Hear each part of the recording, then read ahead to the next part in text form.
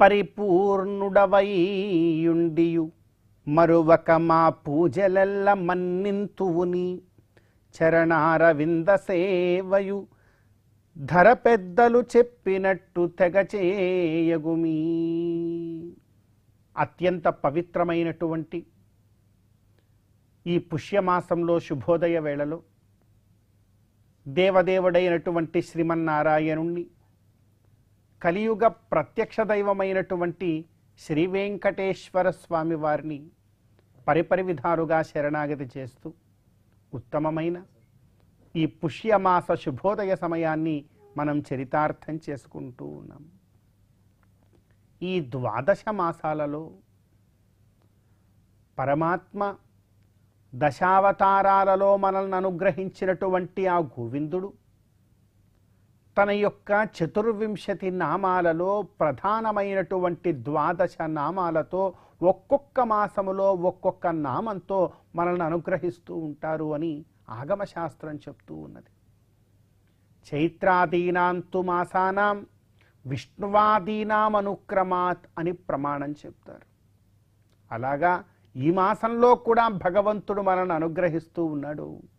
అలా అనుగ్రహిస్తూ విశేషించి ఈ కలియుగంలో అర్చావతారంలో ఉన్నటువంటి ఆ గోవిందుణ్ణి ఎంతగా భక్తి ప్రపత్తులతో ఆ భగవంతుడికి మనం శరణాగతి చేయగలము, మరి అంతగా చేస్తూ ఈ జీవితాన్ని చరితార్థం చేసుకోవాలి.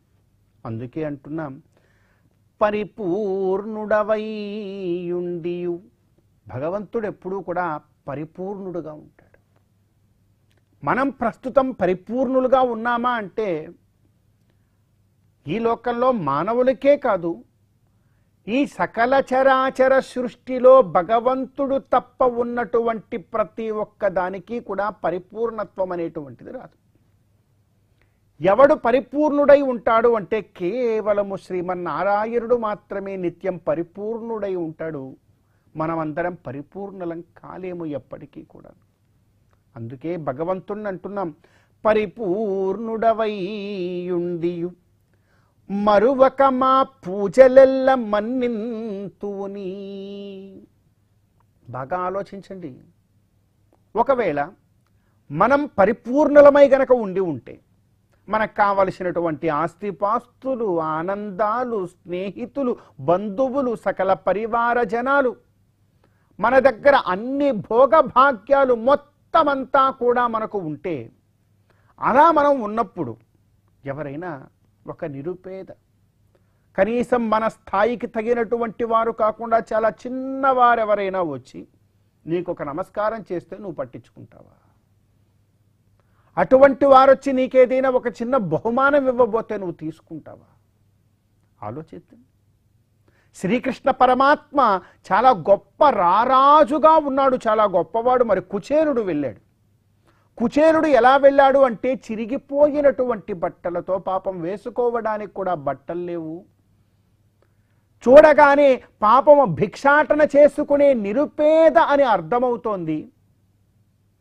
ఏమీ లేవు, కనీసం కృష్ణ పరమాత్మ ఎదురు పెడితే ఇవ్వడానికి అన్ని అటుకులు తన నల్ల మసిగుడ్డ లాంటి పేచి గుడ్డలో దాన్ని మూట కట్టుకుని వెళ్ళాడు. అంతకు మించి ఇంకేది కూడా లేదు.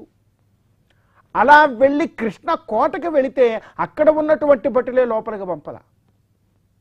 ఎందుకంటే వాళ్ళకి పరిపూర్ణత్వం లేదు కాబట్టి.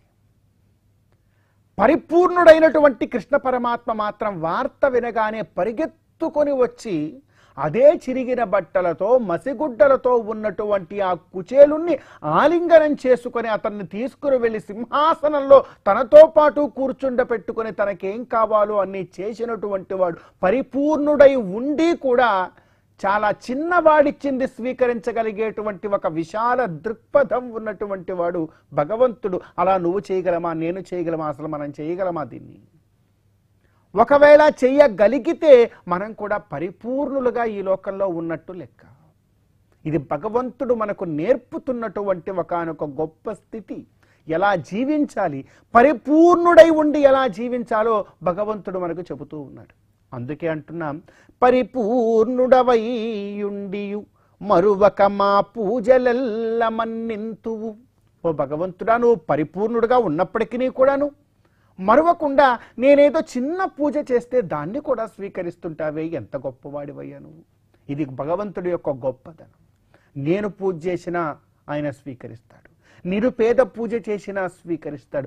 ఏమీ లేదు పాపం, తన దగ్గర ఏమీ లేక కేవలం పత్రం పుష్పం ఫలం తోయం యోమే భక్త్యా ప్రయచ్చతి అని చెప్పి ఏదో ఉన్నదేదో 4 నీటి బొట్టులు ఇచ్చినా కూడా స్వీకరిస్తాడు. అది భగవంతుడి యొక్క పరిపూర్ణత్వము అంటూ ఉన్నారు. ఇంకా చరణారవింద సేవయు ధర పెద్దలు చెప్పినట్టు తెగ చేయగుమి. అందుకే చెప్పారండి, ధర పెద్దలు అంటే ఎవరండి? మన గురువులు, విఖనోమునీంతుల వారు, భృగు మరీచి అత్రి కశ్యపాదులు, వీరందరూ కూడా చెప్పారు, నాయనా నువ్వు భగవంతుడికి అర్చించడానికి నీ దగ్గర ఏవేవో అర్హతలు ఉండవలసినటువంటి ఆవశ్యకత లేదు, ధనధాన్యములన్నీ సమృద్ధిగా ఉండవలసినటువంటి ఆవశ్యకత లేదు. నీకున్న దాన్ని కాస్త భక్తిని జోడించి పరిపూర్ణమైనటువంటి మనస్సుతో ఇవ్వవయ్యా. భగవంతుడు పరిపూర్ణుడయ్యా, అయినా కూడా నీ సేవను తీసుకుంటాడు అంటూ ఉన్నారు. కాబట్టి మనం అందరం కూడా ఈ విశేషమైనటువంటి ఈ పుష్యమాసంలో మనకున్న దాంట్లో చక్కగా గోవిందుణ్ణి దర్శించుకుందాం. ఆ గోవిందుణ్ణి దర్శించుకొని పరిపూర్ణుడైనటువంటి ఆ గోవిందుడి యొక్క అనుగ్రహాన్ని పొందే ప్రయత్నం మరి మనందరం కూడా చేద్దాం. ఈ పుష్యమాస శుభోదయ సమయాన్ని మనం చరితార్థం చేసుకుందాం.